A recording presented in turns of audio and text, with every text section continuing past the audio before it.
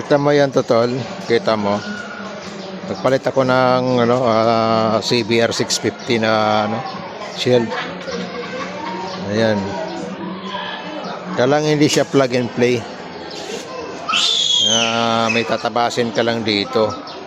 Tatabasin mo lang yung mga dating tornilyuhan ng yung stock. Tinanggal ko na yung tornilyuhan niya. So pinalit natin, nagbutas lang ako dito. Nilagyan ko ng tornilyo. So para ayan, umangas siya konti, kasi nakaangat. Yan lang.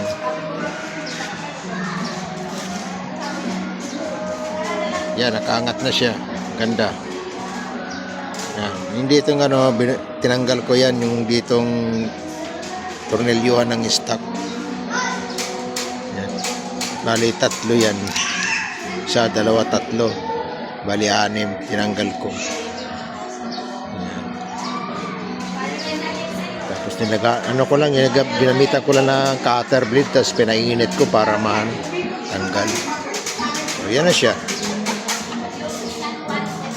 Yan na siya. Yan.